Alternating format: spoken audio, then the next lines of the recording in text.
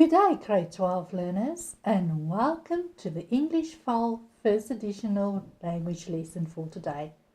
My name is Elizabeth Meyer. This lesson is brought to you by the Gauteng Department of Education in collaboration with Saibona Discovery Centre and broadcasted by Bakama Research and Development. Remember, if you want to get in touch with us, there's a WhatsApp interactive number 064 748 8913. So, are you ready for today? Our topic for today is summary writing, one of the most important skills that you have to learn. So please make sure you have a pen and paper ready and we can start. Right, you might think that summary writing is just about getting those main ideas. Well, I have news for you. There's a lot of skill involved, but I'm sure by the end of this lesson, you will be an expert. So, what is summarizing really? Summarizing is when we take large sections of text and reduce them, to their bare essentials. We find the gist, the key idea, the main points, those ideas that are worth remembering and noting. What it actually means is that summary is a condensed part of a long text. And as you probably know, a summary skill is one of the most important skills.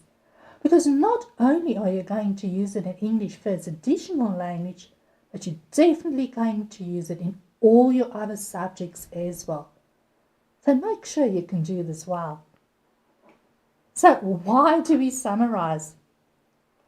Well, first of all, is obviously to find the most important ideas and to identify those ideas that support them. We have to focus then on keywords that are worth remembering. So when you're summarizing your life sciences or your history, you will definitely focus on those keywords and terminology that is worth remembering, together with those most important ideas. This will teach you to take a large selection of text, and reduce it, so that you have concise understanding, and obviously it will make it so much easier to read and to learn. What is important that you have to remember is that we have to ignore irrelevant information, and this is quite a skill because you might not always know when is it irrelevant or when is it not part of the main idea. In today's lesson, I will show you to find out exactly what is the main idea and what are those parts that you can just throw away. So how do we do it? Now, just like a maths lesson, for English, there's a recipe to do everything. And if you know the recipe, then you've got it. So what we're going to do is we're going to strip away all the extra words, examples, for instance, names of people, adjectives, adverbs, really everything that's not important. We are literally going to do away with them. We're going to focus on the heart of the matter. So, we're going to get to the heart, but you will have to use your brain to get to that. We're going to try and find those key words and phrases, but we still have to make sure that we don't change the meaning of a text. This is really important.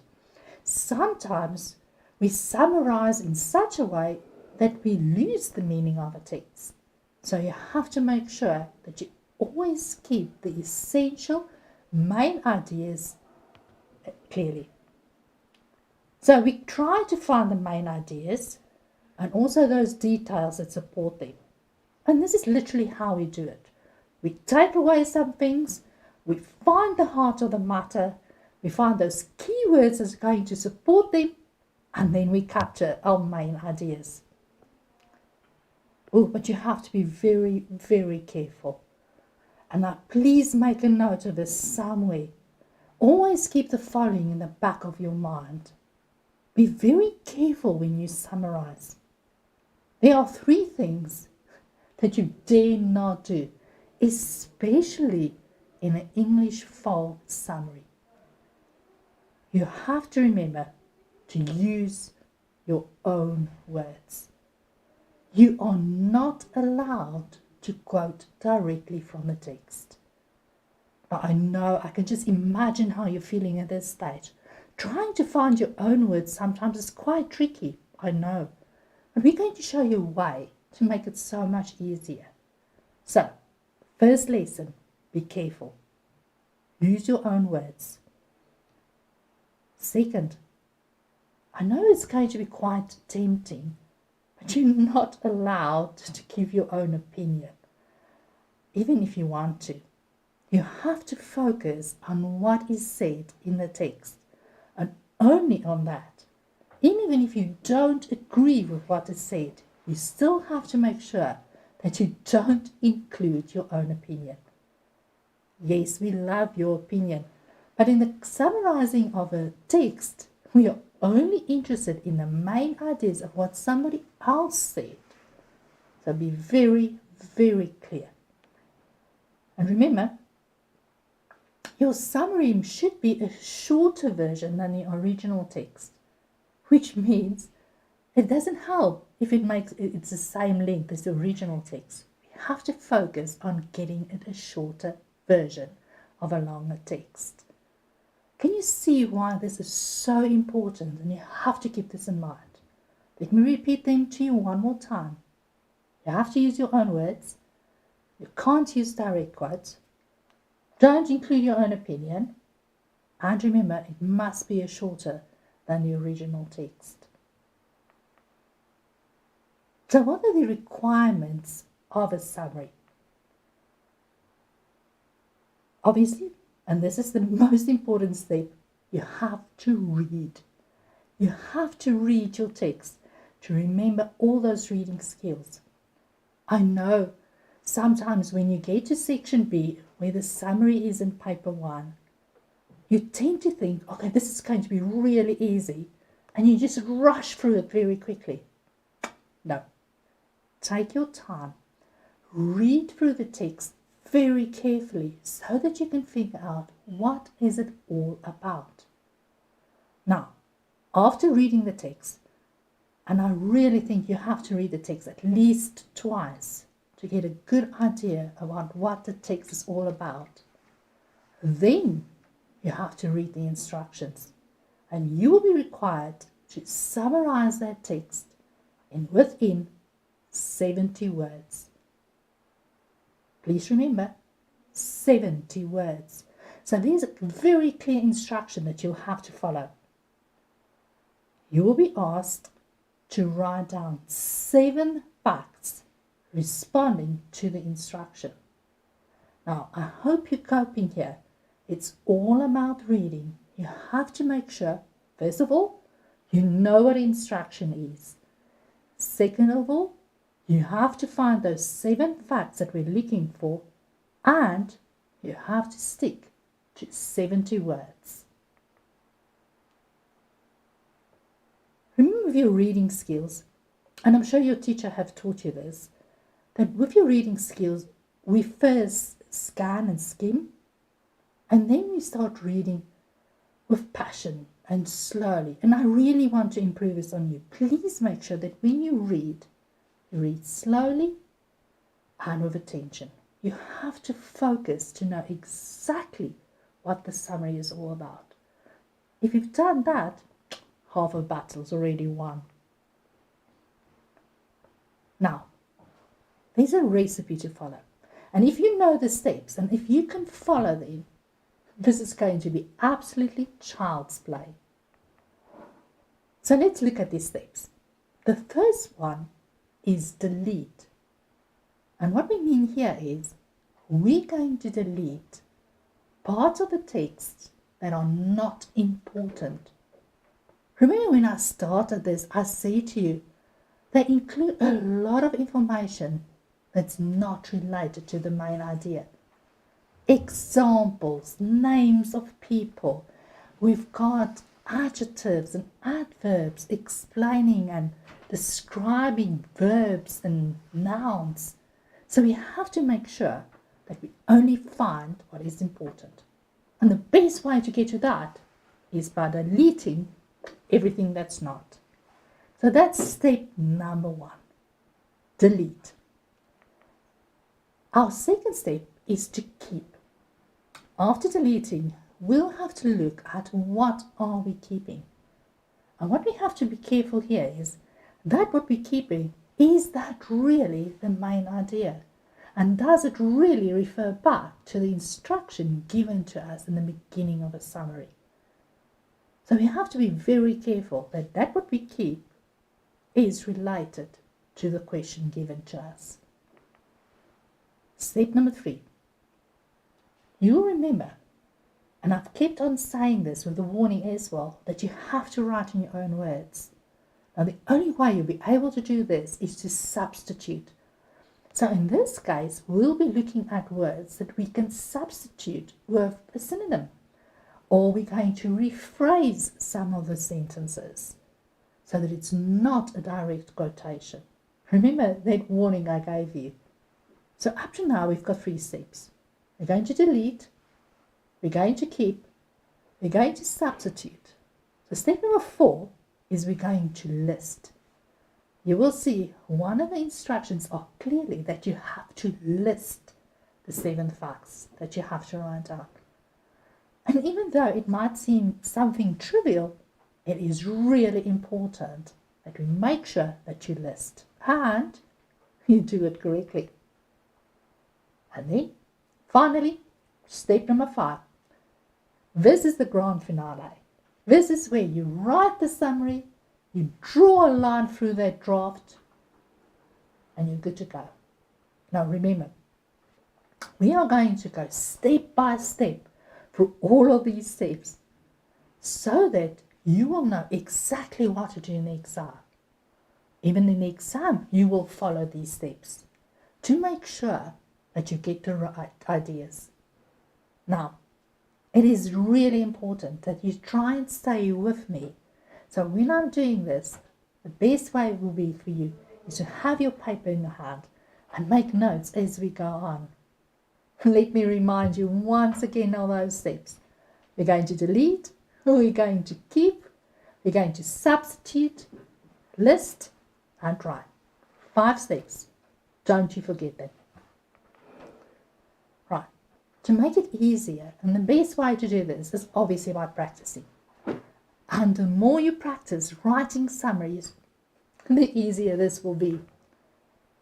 So let's start. Here's an example of a summary that was asked in a previous question paper. So, section B, paper 1 for 10 marks. Here we go. Instructions. There are specific skills that job seekers will need in this decade, the 2020s. Read text C below and list 7 skills that job seekers will need in the 2020s. So this is the instruction to our summary. Very specific. These specific skills that job seekers are looking for, and they want those 7 skills that we have to find. The instructions go on. Remember, don't glance over these instructions. They're really important. It says, let 7 points in full sentences using a total of approximately 70 words. Now remember, you want to try and keep to your 70 words as close to possible. Number your sentences 1 to 7. Number 3, write only 1 point per line. Number 4, use your own words as far as possible. And number 5, indicate the total number of words you have used in brackets at the end of a summary. So this is the instruction for our question. Now remember, we're going to go step by step. I've read the instructions. I hope you have too. But let's go into detail into these instructions. Right, the first one says list 7 points in full sentences using a total of approximately 70 words. Now remember, we only need 7 skills. 7 points means 7 facts. Right. It's no use you giving 8 or 9 or 10 facts. Only the first 7 will be marked. So make sure your first 7 is the best 7. It must be full sentences. So how are you going to know whether your sentences is actually a full sentence? Easy. It has to have a verb. And most of the time, when we ask for instruction, the instruction always starts with a verb. So always start each sentence with a verb. Then you know you're writing in full sentences. So you're allowed to use 70 words. No more than 70 words. You may use less than 70, but if you're only going to use 30 words, chances are that you've lost out on a few main ideas. Let's look at number 2. Number your sentences from number 1 to 7. Very important. Don't use hashtags or stars or hearts, bullets. Nope, can't do that one either. You have to number from number 1 to number 7. Write 1 point per line. That means we only want 1 fact per line. So what happens if you add another fact in the same line? Well, unfortunately, you're only going to mark the first one. So if your first one is incorrect, then too bad. The second one is not going to get marked. So, 1 fact per line. And then, very important, use your own words as far as possible. And I know it sounds daunting, but you can do this. I'll show you. The best way, obviously, is to use synonyms. Words that have the same meaning. Easiest. Right. And very important. You have to count your number of words you've used and write them in the brackets at the end of your summary. So, do we really count the words? Yes, we do. We know exactly how many words there is. So please make sure you count your words and write them correctly down. Now, remember, we are going to do this step by step. Let's start. We're going to start with our instructions. Now remember, the instructions said there are specific skills that job seekers will need in this decade. So we're looking for specific skills and we need 7 of them. So my first question then obviously is, what is a job seeker?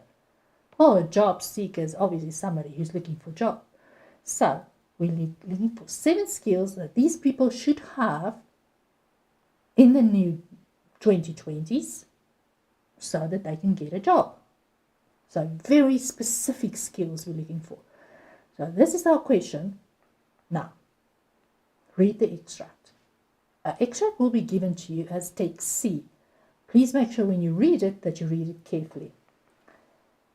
It says, skills for job seekers in the 2020s. So I'm going to read through this. Please try and stay with me. The new decade, beginning in 2020, has seen the pace of digital transformation increase. This transformation has changed the demands of the workplace. Jason Wingard, Dean of the School of Professional Studies at Columbia University, says that previous generations have had the same job for a long time. The younger generation needs to be able to change jobs more often as companies are hiring workers on a contract basis. Consequently, workers will have to be flexible and constantly adjust to the new work environments. Now, while I'm reading, try to see if you can find those 7 skills while I'm reading. Let's go on. Creativity is always highly prized. Companies will look for people who can work creatively. For example, people must be able to develop their own strategies to work alongside cobots, which are robots that work with humans. Sue Llewellyn, a social media expert from the United Kingdom, says that the ability to work with different people will become more valuable in order to relate to changing teams in the workplace. People who have interpersonal skills will be in demand by employers. And last part, according to Jerome Glenn, Executive Director of a Millennium Project, those who are constantly keeping up with technological changes will be the ones to succeed in the workplace. In the 2020s, showcasing oneself and one's skills online is what is needed to build one's professional brand. One must be competitive to stand out in an increasingly changing job market. Right, so that was our whole text that we read. Now, obviously, in the exam, you will have time to read this text. And as I said, I suggest you read it more than once. Now, do you remember the steps we did? We have to do to get to the summary? Now, let's start. Step number 1, delete. Now, how are you going to use it? Use a pen or a pencil. And what I want you to do is to delete the sentences and phrases that are not relevant to the question. And this is the question. What skills does a job seeker need? So you have to keep this question in the back of your mind whenever we read. So this is the instruction. This is what we're looking for. So we're going to remember this and we're going to go back now to our text. Now, use your exam paper as a working tool. You can scratch on it, you can highlight. In this case, you're going to delete. Let's do this. Here, as you can see, is our passage. Now, the very first thing we do is, keeping that in mind, we'll go through it again. The new decade, beginning in the 2020s, has seen the pace of digital transformation increase. The transformation has changed the demands of the workplace. Is this relevant to job skills that we're looking for? I don't think so. So we're going to take that out. And this is the easiest way to do it. Just delete it. It's not important. Let's look at the next paragraph. Jason Wingard, Dean of the School of Professional Studies at Columbia University, says that previous generations have had the same job for a long time. Okay. Relevant to the skills that we need as a job seeker? No, I don't think so. So once again, I'm deleting. No, don't be scared to delete. If it's not relevant, why use it? Let's go on. The younger generation needs to be able to change jobs more often. As companies are hiring workers on a contract basis. This is important. This is definitely a skill that a job seeker would need. So I'm going to keep this part. Consequently, workers will have to be flexible and constantly adjust to new work environments. Definitely another skill. In this case, I'm keeping it. Let's go on. Here's the next paragraph. Creativity is always highly prized. Companies will look for people who can work creatively. There's a skill we're looking for. The first part doesn't mean anything. It's a general statement. doesn't really relate to the skills we're looking for. And now what they're going to do is they give us an example. For example, people must be able to develop their own strategies to work alongside cobots. Now it sounds nice, but do I need to include examples? No. Remember, that's an example explaining how people work creatively. So that we're taking out. Let's go on to the next one. Sue Llewellyn, a social media expert from United Kingdom. And immediately when they do this, ladies and gents, you don't have to keep it. We don't care who says what. Says the ability to work with different people will become more valuable. Aha, that's important. In order to relate to changing teams in the workplace. So what I'm going to do here, I'm going to delete part of the paragraph. The first part about Sue Llewellyn is unimportant, but the ability to work with different people is definitely a skill a job seeker will look for. People who have interpersonal skills will be in demand. Very important. We'll keep that one. Let's go on. According to Jerome Glenn, Executive Director of Millennium Project, those who are constantly keeping up with technological changes will be the ones to succeed. Very important. Once again, is it answering our question? What are the skills that a job seeker need? Definitely this one. Again, I'm deleting part of a paragraph. As you can see on the screen, I'm keeping some part, deleting the rest. Let's go on to the next one. In the 2020s, not important, showcasing oneself and one's skills online is what's needed to build a professional brand. Very good. And one must be competitive to stand out in an increasingly changing job market. That is definitely a skill. So, can you see what we've done? We've literally kept the question in mind and deleted what's not important. Now, step number 2. Now we have to look at what are we keeping. So, write down the sentences that are relevant to the question. And you keep on seeing this, that I'm keep on hammering on what is relevant to the original question. Remember, the instruction was 7 skills that job seekers need. So, always keep these in mind. So, you have to reread your sentences. That part of a passage that you have left open, that you have not deleted, just go back and make sure you still have it. Let's see. If I take those sentences that we have chosen, this is what we are left with. We have the younger generation needs to be able to change jobs. We have, consequently, workers will have to be flexible and constantly adjust to a new work environment. We have people who can work creatively, the ability to work with different people. We've got people who have interpersonal skills will be in demand. Technological changes we're looking at. And the other one is showcasing oneself and one's skills online. And I have another one. And one must be competitive to stand out. Can you see what I've done here?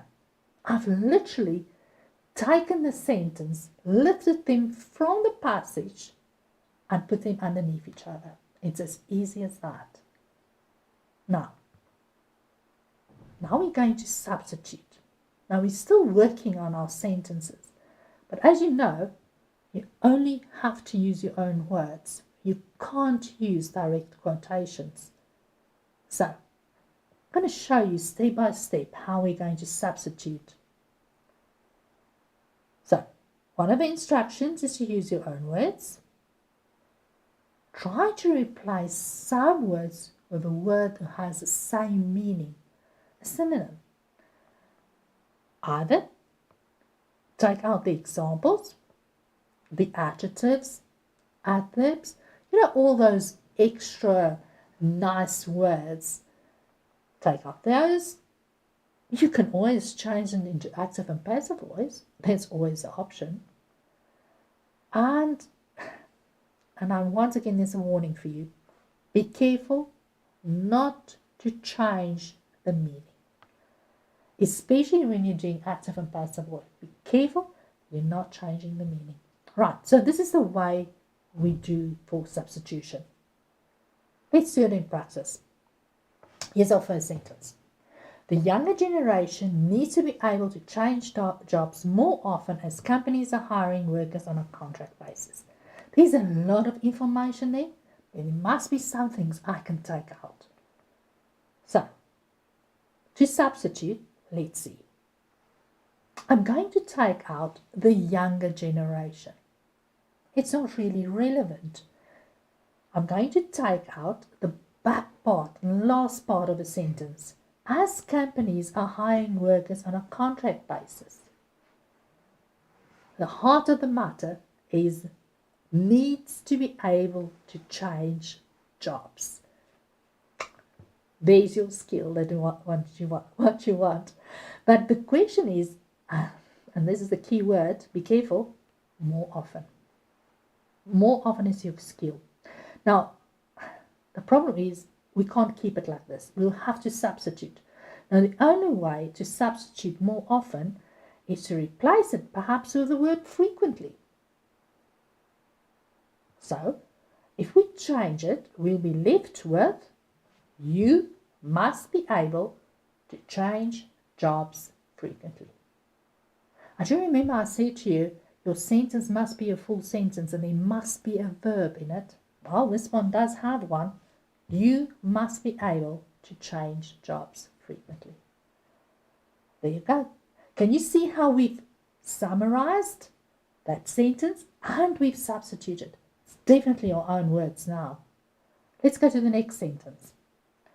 Consequently, workers will have to be flexible and constantly adjust to new work environments. Let's substitute. Here we go again. Now, in this case, I would take out the word consequently.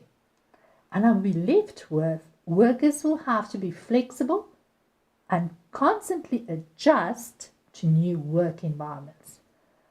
Let's see if we can change that a little bit.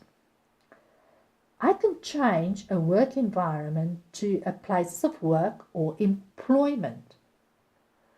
Can you see what I'm doing? I'm making 3 words into 1 word. Adjust, I think I'll keep. So you must be able to adjust in different workplaces. Is that as easy as that? Let's look at the next one. Companies will look for people who can work creatively. Now, let's substitute. Here we go.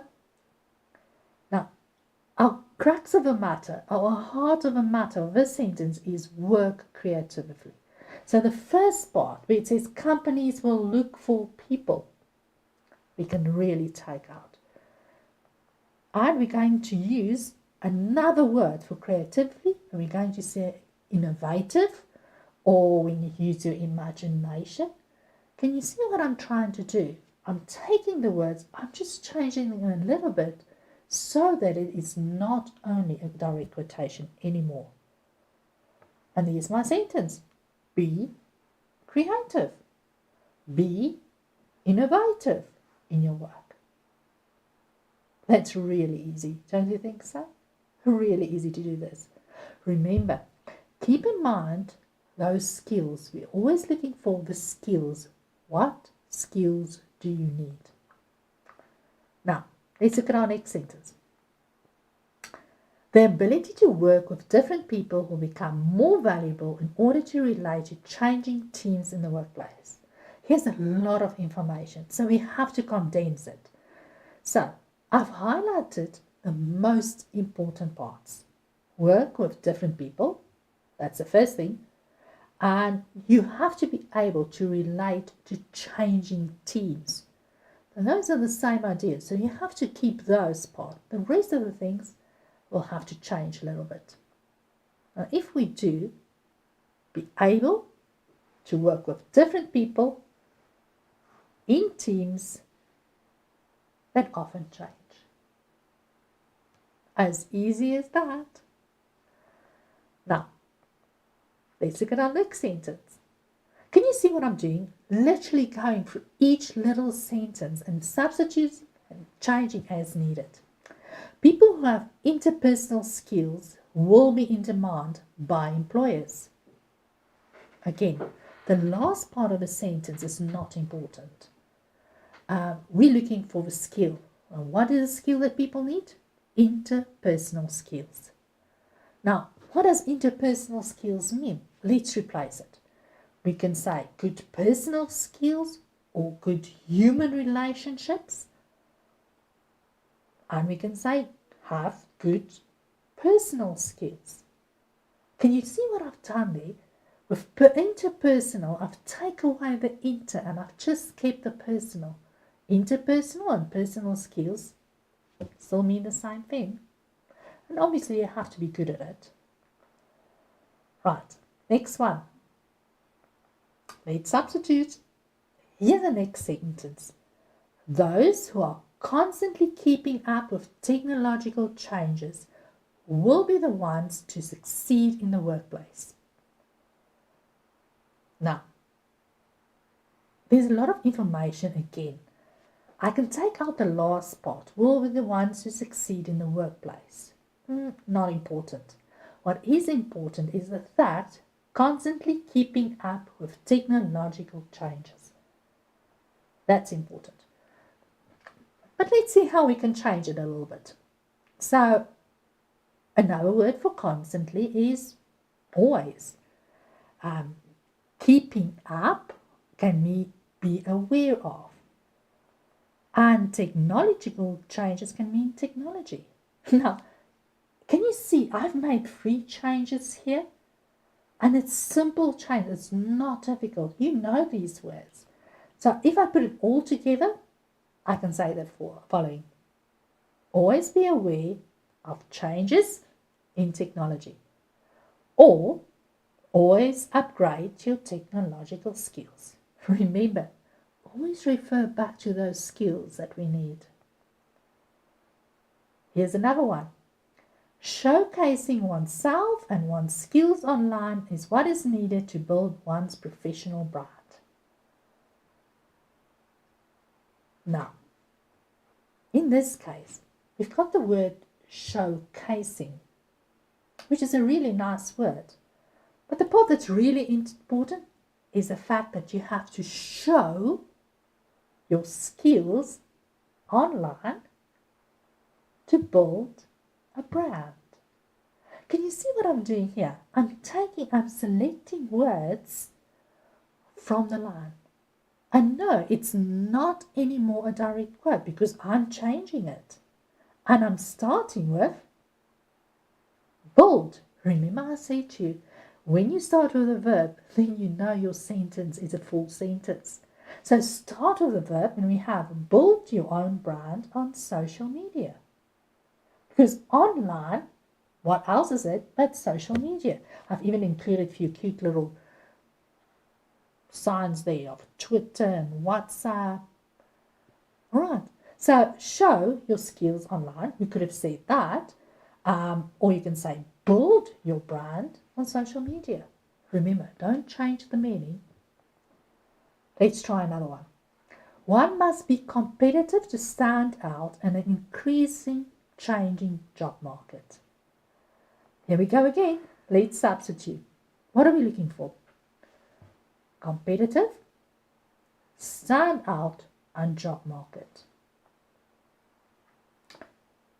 If you want to stand out and you want to be competitive, you'll have to do better than everybody else, don't you? Exactly why you're learning summary skills, so that you can do better than everybody else. And this is easy as that. Perform better than others in the workplace. There you've got it. I've started with my verb, perform better than everybody else in the workplace. Remember? Skills. Sure, I know that was quite hectic. Now, remember, up to now, we've done the first 3 skills. We've deleted, we kept, we substituted. Now we're going to step number 4. This is where we're going to list and write. Now, I'm going to list my sentences. I'm going to number them. I'm going to make sure there's only 1 fact per line. Do you remember I told you if there's 2 facts per line, we're only going to mark the first one. And of course, I need to count my number of words. So this is all I have to do now. So let me show you how it works. Oh yes, and remember your rough draft, but we'll come back to that just now. So what I've taken is I've taken all the sentences and just put them underneath each other after we've changed them. You must be able to change jobs frequently. You must be able to adjust in different workplaces. Be creative or innovative in your work. Be able to work with different people. Have a good personal skills. Always be aware of changes in technology. Build your own brand. And perform better than the others in the workplace. So those are our skills. And this is what we have summarized from the original text. Now, remember step number 1, what we have to do here. We have, can you see the difference now? I've added numbers. So the first thing you have to do, you have to make sure you add numbers. Remember I said to you, no bullets, no hashtags, no dots, no hearts, numbers. Number your text from 1 to 7. Can you see that's what I've done here? Even here, you can still make some changes if necessary. Now you see what I've done is in brackets, I have a number of words indicated there. This is just easier for you to count. Now I want to show you something. Do you notice something? We actually have 8 skills. You'll remember our instruction was only to have 7. So what happens now? Well, you choose. You can decide, especially if you've got 8 skills that you found, which one you want to leave out. So easiest way is to count your number of words and see where you are. If you're more than 70, just delete a sentence. Let's go back. Where's our checklist? Our checklist is the instructions at the beginning of the question. Remember, list our 7 points. We've done that. We have 70 words. We've added our words. Number your sentences from 1 to 7. That we've done it. Write 1 point per line. Use your own words and indicate the total of words used. Now, before you go on, here we go. Make sure you've got your final answers.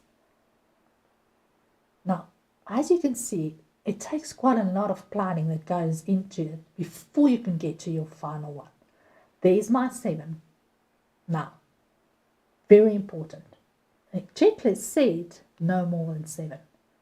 So, please, please, please make sure. There are 8, but we are only looking for 7. So scratch out the 8th one. Now here's something very important that you might not know. Do you have to write it in the order as it appeared in the text? No. And this is the good news. No, you don't have to. You can write these sentences in any order you want. So I could have started with number 5, have good personal skills. Or then number 3, be creative in your work. It doesn't matter. You can do whichever way you want. There's no sequence to it. The only thing that is important is that you number your sentences. You've got 1 fact per sentence and you've counted your number of words. Use your instructions as a little checklist. Let's see. 7 points? I've got 8. I have to get rid of 1. 70 words? Yes, I have. Only have 61 words. Is it numbered? Yes, it is. 1 point per line? Most definitely. Did I use my own words? Yes, I did. Did I show my number of words? Yes, I did. Don't lie. We do actually, in the final exam, count your number of words. So don't lie. Now I want to show you something. When we mark at the end over here, this is what it looks like. We've got the quotations on the one side and the facts on the other side. This is to make sure that when we mark, to see whether you are using your own words or whether you're using direct quotations. But please do not use this format when you're doing the summary. Please, this is not the format for you.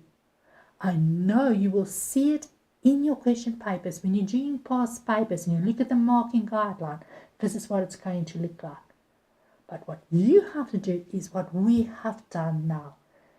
Do your planning and remember to draw a line through that planning and write very clearly final. And that is step number 5 then. I want to show you something quickly. When we mark, we look for very specific things. We've got 7 marks for 7 points. That's why the 7 facts come in. The other 3 marks is for language. And this is where you'll be penalized if you start quoting. That's the best way, is to use your own words. Here's another word of warning for you. I have to remind you about this. Avoid lifting. Use your own words. It's really important. So lifting means where you literally take the words from the passage and you just put them back on the paper, on the answer sheet. That's not going to work. And remember to take out figures of language, reported speech, repetition, examples, illustrations. Remember we took out quite a number of people's names and where they work because it's not relevant to the question. So all of those things, make sure you get rid of them. And very important, don't be dishonest. Tell us how many words you have actually used. Now, I'm sure after this you will have been quite exhausted. Right, we're going to take a quick break. And then after our break, we'll continue with a discussion on summarizing.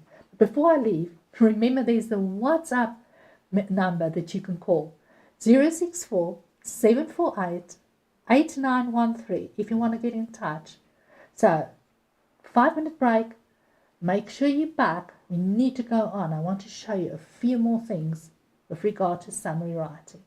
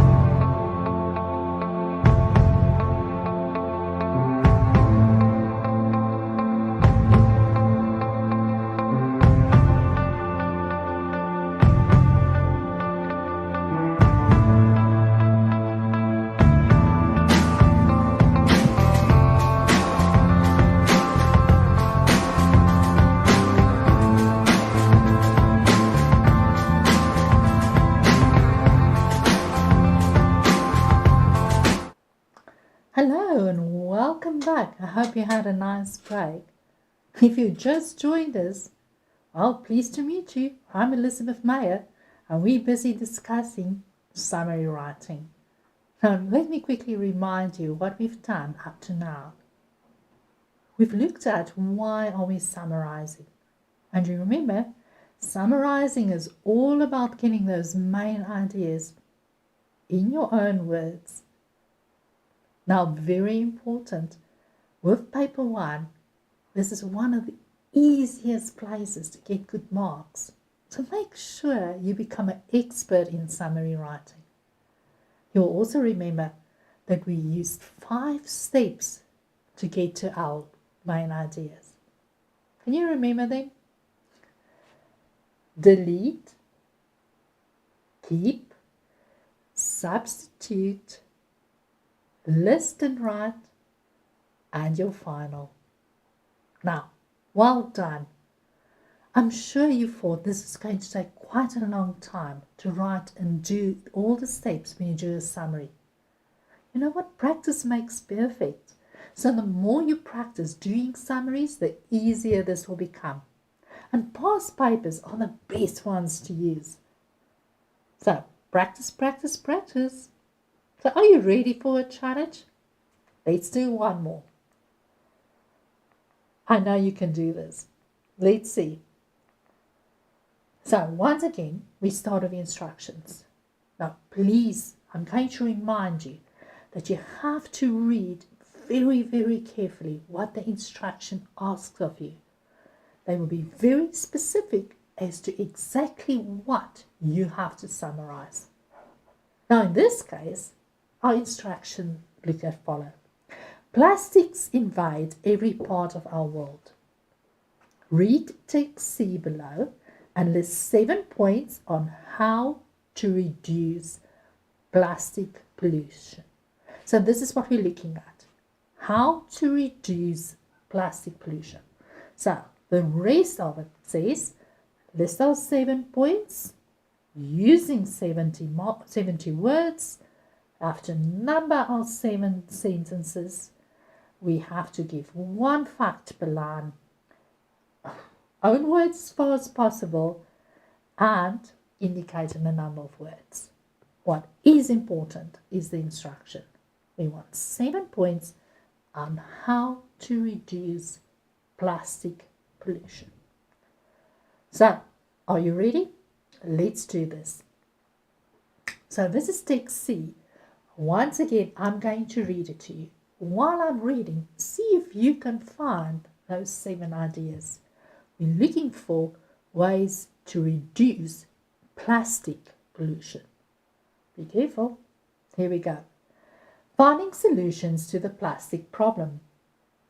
Plastic pollution has a devastating effect on our planet.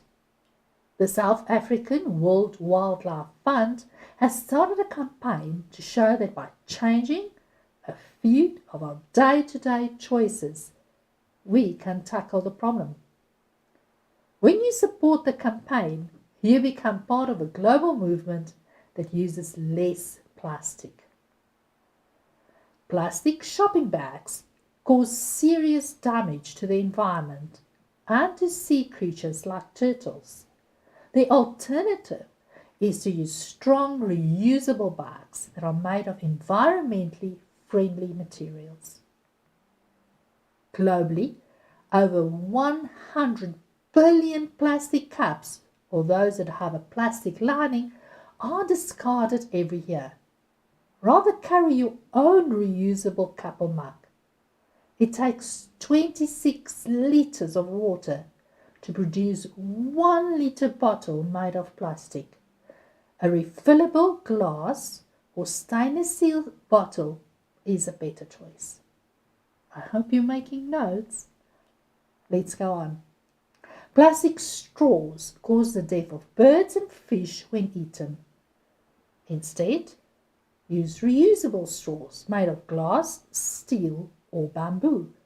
Nowadays, plastic lollipop sticks and earbuds cause a similar problem as straws when swallowed by marine creatures. There are brands of lollipops and earbuds available where the sticks are made of cardboard. These are better alternatives to buy. A huge amount of plastic sweet wrappers are found in our rivers, lakes and seas. It makes sense to buy unwrapped sweets and store them in a glass jar. Unrecyclable containers, sauce packets and plastic cutlery used in the takeaway industry add to the plastic problem. Avoid using these items. It is important for each of us to join the battle against plastic pollution. Right, so that's our text. Now, once again, remember, you have to read it at least twice so that you know what it's all about.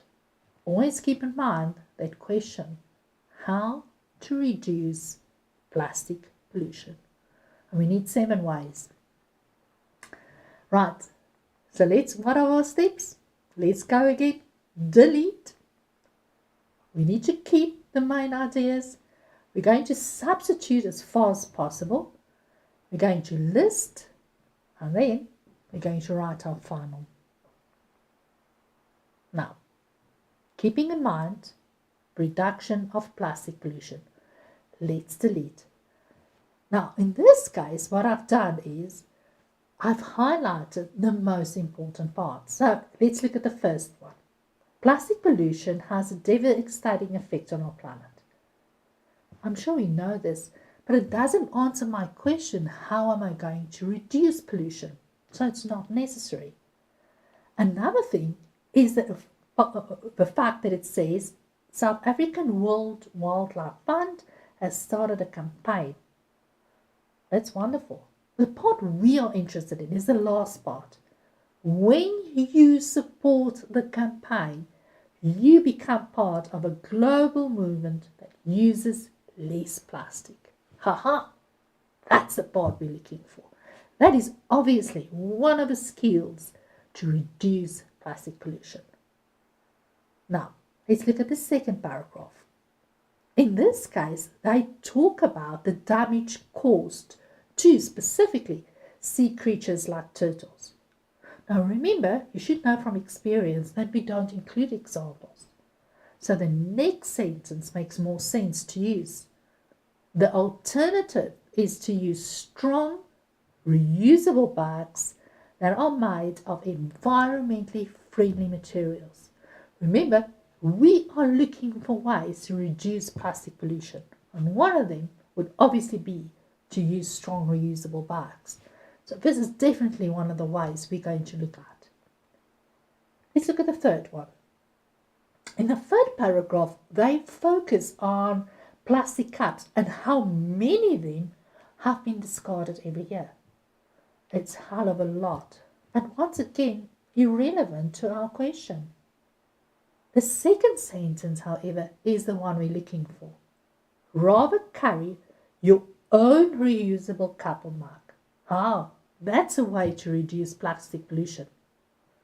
And then again, they give us another example, and they say it takes 26 litres of water to produce one bottle made of plastic. It's a lot of water, but unfortunately not relevant to our question. And then the last sentence, it says, a refillable glass or stainless steel bottle is a better choice. Now, that is a way to reduce pollution. Can you see how easy it is? I'm keeping the instruction, I've changed it into a question, and I'm just keeping it here at the back of my mind the whole time. And with every sentence, I just ask myself, is this a way to reduce plastic pollution? If it's not, well, then I'm not interested. Let's go on. In the next one, we talk about plastic straws. Again, they give us an example, birds and fish who die when they eat this. But then, in the second part of the sentence, they tell us how to stop this. Use reusable straws. Ooh, be careful here. I want to include made of glass, steel or bamboo. You'll see later why. You might not think it's important now, but you're going to see it's important. Now, so I'm going to keep that part. And then it says nowadays they talk about plastic lollipop sticks, earbuds, and again it causes a lot of problem for marine creatures when they swallow this. It's really sad to hear all these bad things happening. Unfortunately, it's not relevant to our question. Then they come. There are brands of lollipops and earbuds available where the sticks are made of cardboard. These are better alternatives to buy. Obviously, this is what I'm looking for. I'm looking for those lollipop and earbud sticks that are made out of cardboard. So I'm going to keep that part. In the last paragraph, they say a huge amount of plastic sweet wrappers are found in our lakes. And then they give us the alternative. Buy unwrapped sweets and store them in a glass jar. And they further go on to say unrecyclable containers, all those things that we use in the takeaway industry like sauce packets and plastic cutlery, is just causing a big problem. Avoid using these items. Now, I can't only keep that little sentence that says avoid using these items. What items are they actually referring to? Now, they're actually referring to the previous sentence. So make sure we include the unrecyclable containers. I'm going to include that. And then lastly, it is important for us to join the battle against plastic pollution. Right, so I've taken out everything I think is not important. I have my important sentences. I have deleted. Let's keep. Remember, we first delete, then we keep. Now, once again, I've taken the whole sentence and I write it down on my paper. Now, you should do the same. Write the sentence down as it is on your paper. Remember, we're part of a planning process. So, as you can see, I've done every sentence, but what I have done is I've highlighted the most important part. So let's go back to the first one. When you support the campaign, so that's our heart of the matter. Remember, we're always looking for the heart of the matter. You become part of a global movement. So that's a connection there. Second one, use strong reusable bags that are made out of environmentally friendly materials. If we say only use strong reusable bags, I don't think that's going to work. Why not? Plastic bags are actually quite strong. So, and they can be reused. I mean, we keep a plastic bag and we just reuse it. So that's not going to stop the plastic pollution, is it? No. That's why I'm keeping the last part, environmentally friendly material. So we're actually looking for a bag that is strong, but can degrade. That's important. Carry your own reusable cup or mug. Okay. Refillable glass or stainless steel bottle. Now again, they're very specific on the kind of bottle you have to use, glass or stainless steel. If you take those away and we only have a bottle, then it can still refer to a plastic bottle. Use reusable straws made of glass, steel or bamboo. They're very specific on the kind of straws you have to use. Same thing here. Remember, I'm just looking at my sentences now and deciding what am I going to keep. The brands of lollipop and earbuds available where the sticks are made of cardboard. So that's important. Not the brand part, but the fact that we get lollipops and earbuds where the sticks are made of cardboard. And then, of course, the next one, straightforward. You have to buy unwrapped sweets and store them. And then, be careful for this one. All that unrecyclable containers and sauce packets and plastic cutlery that's part of a takeaway industry, we have to avoid. All right, so this is what we're keeping. We would like to keep only the parts that have been highlighted in the different colors.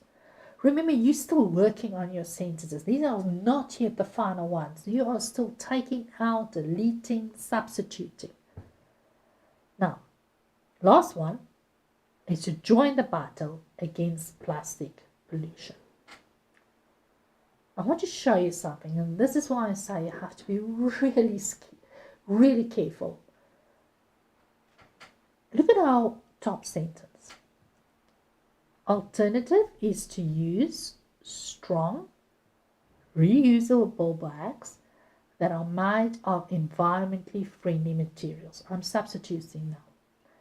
Now, if I only focus on the first part, strong, reusable bags, and I write it in my own words and I say use strong bags that can be reused. As I said, remember, a plastic bag is strong. A plastic bag can be reused. That is not going to stop the plastic pollution. So we can't say use a strong bag. We can't say use a strong bag that have friendly materials. I'm sorry, I've never seen a bag that smiles. So obviously be careful when you do that. You are changing the meaning. What we have to keep is the fact that it should be environmentally friendly. If we use bags like those, then we will stop pollution. So, when I rewrite in my own words, I need to find a word to describe environmentally friendly. I can use recyclable, biodegradable, eco-friendly. So this is what I'm looking for. Not looking for the strong reusable bags. I'm actually looking for the fact that these bags must be recyclable. So, when you do a question like this, always think a little bit further. Make sure the part that you choose is the correct part, that your focus is not on the incorrect part. So in this case, our focus should have been on the fact that it's recyclable, not so much on the fact that it's strong. All right. But as I said, be careful. If you just leave out words, you might change the meaning. Let me give you another example. We've got two options here, or two sentences. The one says, number one, a refillable glass or stainless steel bottle is a better choice. Now, when you read this, you might think, okay, I can take out glass and stainless steel, and then I'm left with refillable steel bottle or refillable bottle, which sounds pretty good. Be careful. A refillable bottle can still be a plastic bottle. Remember, we use it often. We will take a plastic bottle and refill it. So that's not going to work, and that's not going to stop our plastic pollution. They are very specific when they say must be glass or stainless steel. So, in your answer, you have to include the glass and the stainless steel. Look at number 2. This is so close to the first one. Use reusable straws made of glass, steel, and bamboo. Again, if you only say use straws that can be reused, I'm afraid plastic straws can be reused. If you wash them, you can reuse them. Again, in this case, you have to be very specific. It must be either glass or steel or bamboo. Now, in the exam, you could either put either one of the three. You didn't have to give us all three of them, either glass or steel or bamboo. But it has to be one of those three. You can't just say use straws or use reusable straws. It's not going to work. Let me show you another one. There are brands of lollipops and earbuds available where the sticks are made of cardboard. Oh, you have to read so carefully here. The sticks are the earbud and the lollipop are made out of cardboard. So you have to include the stick. Sometimes we read too quickly and we get the meaning wrong. Look here on the left hand side, it says buy lollipops and earbuds made from cardboard. I don't think it's going to taste that nice if your lollipop is made out of cardboard. Remember, it's not the lollipop that's made out of cardboard, it's the stick that's made out of cardboard. So what happens in the exam when this happens? Unfortunately, it's wrong. You've changed the meaning. We can't accept it. It will be shown as an incorrect fact. And that's why I'm saying you have to be really careful when you do these summaries. Correct version will be purchase earbuds or lollipops. You can use either one of the two with cardboard sticks. Right, in that sentence, it's clear that the stick is made out of cardboard, not the lollipop or the earbud itself.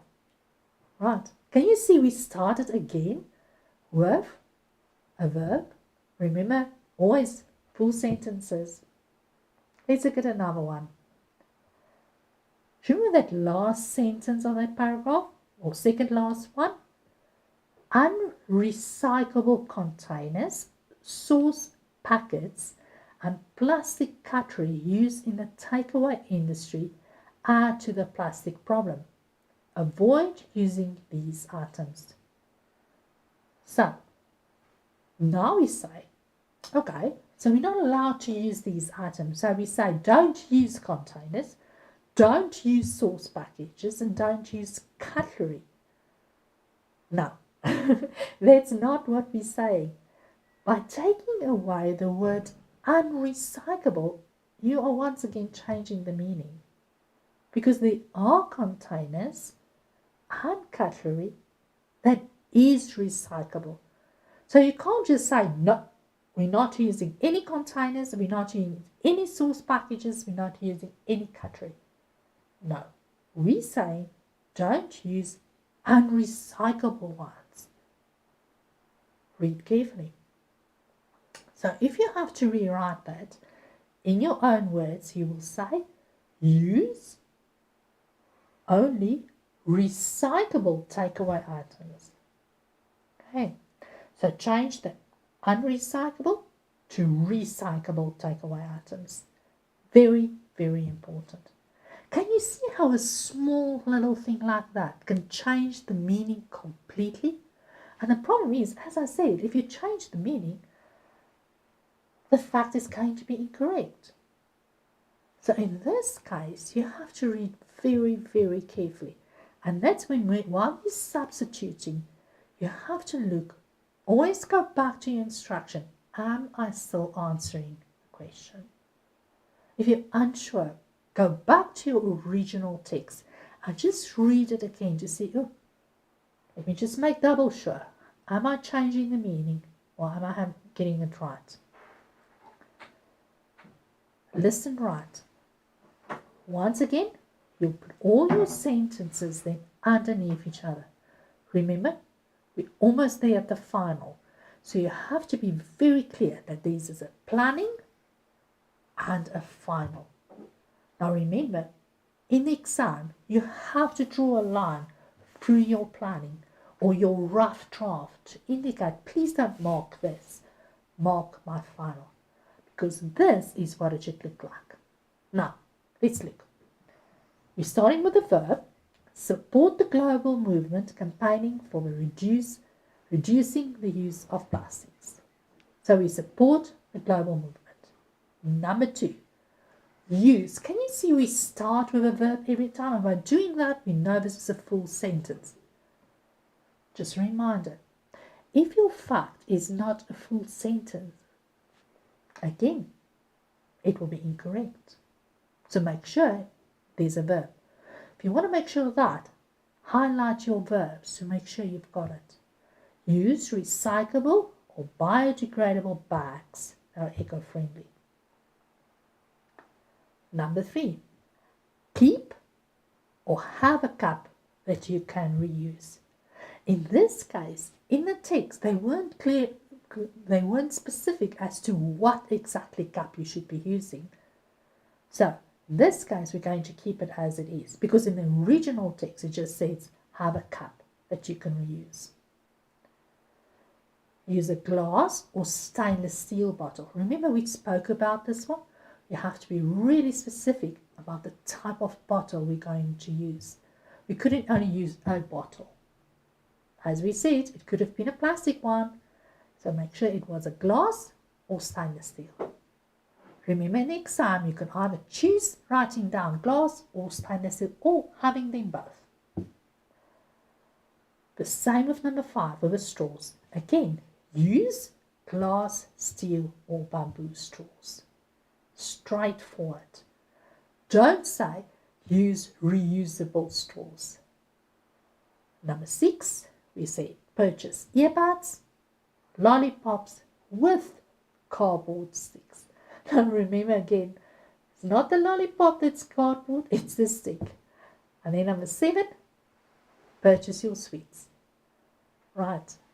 Now once again, can you see here?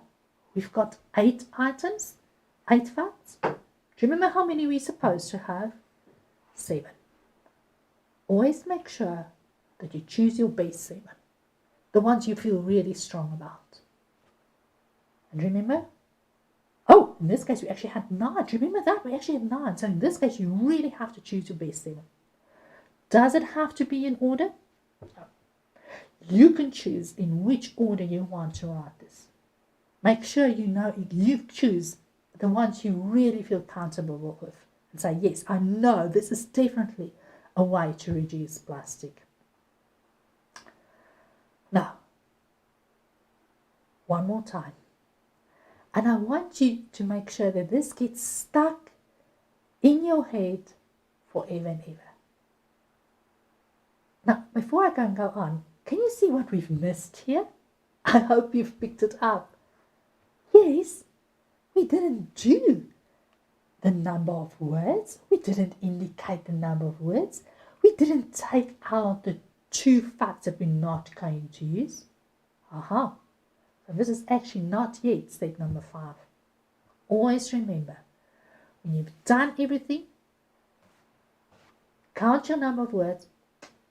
Don't lie. We count. Count your number of words. Write them down. Remember the instructions said keep within 70 words. And that's why you have to make sure that you count correctly to see, yes, I am still within 70 words. You don't have to be on top of only specifically 70 words. You can have less than 70 words. But you have to make sure that you are within the perimeter of 70 words. Okay? We have to take out those 2. And as I said, you can swap these around. It doesn't have to be in this order. If you feel you saw when you read the text, number 6 was very clear to you, then you write number 6 first. It really doesn't matter. As long as you number your facts 1 to 7, you make sure then that they have 1 fact per line. You make sure there's a verb. You count your number of words, then you'll be fine. So, here we go. One more time. This must be really stuck in your head forever when doing a summary.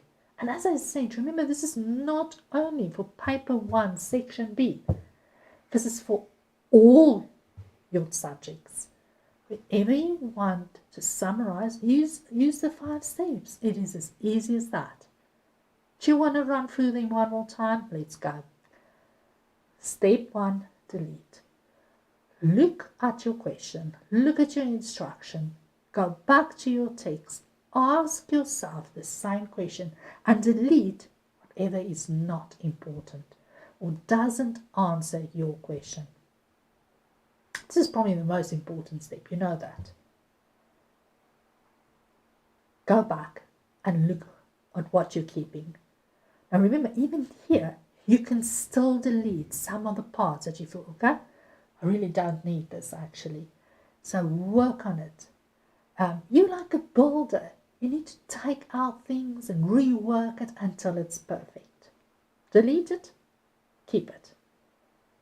Substitute. try at least to find a synonym where you can. And if you can't find a word that has the same meaning, remember, try the active passive way. That always works. And it's always easier to start with your verb.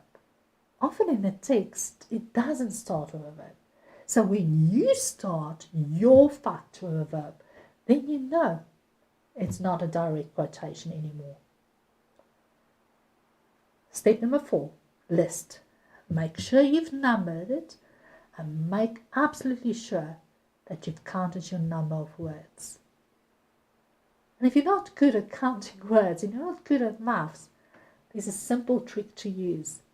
Just count 1, 2, 3, 4, 5, 6, 7, 8, 9, 10, and at the 10th word, make a small little dot for yourself. Do you know, I've counted up to 10, and then go on and count the next 10. It will make it a little bit easier for you.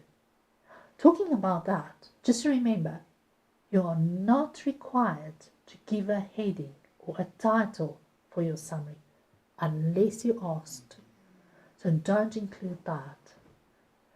And then lastly, write your final. Again, remember, make sure that you draw a line through your rough planning and that the educator or a marker can see this is the part I have to mark. Can you summarize? Yes, you can. Once again, it's one of the easiest way to get good marks in your English Fal Paper 1. And may I make another suggestion? When you have your 10 minutes reading time, it's always a good idea to read your comprehension and read your summary. Because while you're busy reading, you are already thinking about the possible answers. And remember, you can always, if you want to, start with your summary first. Make sure you write big summary, section B, question 2, and make sure that you do it in your book, in pencil, do your planning. Remember, there you can highlight and work and delete as much as you can. Use your exam paper as a working paper. Work on it, delete it, highlight, do whatever you want to do it. And then transfer that to your exam book. Change, do your substitution, and then make sure that you write in pen your final summary. Please write carefully, clearly for us, final, and draw a very thick line and clearly shows, please don't mark the rough draft. Let me tell you a secret. What happens then when we mark is when that first summary comes up and it's not indicated as a rough work or planning, then that one will be marked. Please make sure you draw a line through it. This is one of the easiest skills you can do. Keep your 5 steps always in mind. One more time. Here we go. Delete, keep, substitute, list, and write. And once again, you can do it. Now, the best way to practice summaries is to go back to past papers. Use those summaries, see if you can do it.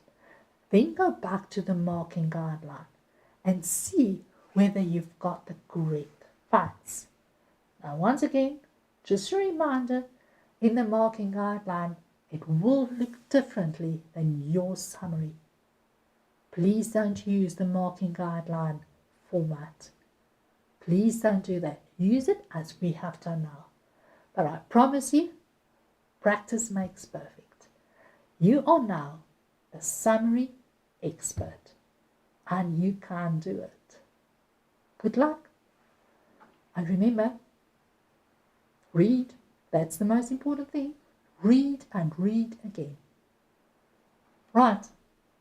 One last time, our WhatsApp number, if you are interested to get in contact, 064 748 8913. And please remember, Keep on watching these podcast lessons. And thank you for watching this lesson. Very important. Remember, you have to sanitize. You have to wear your mask. Maintain your social distance. Keep safe. Study hard. See you next time. Thank you and goodbye.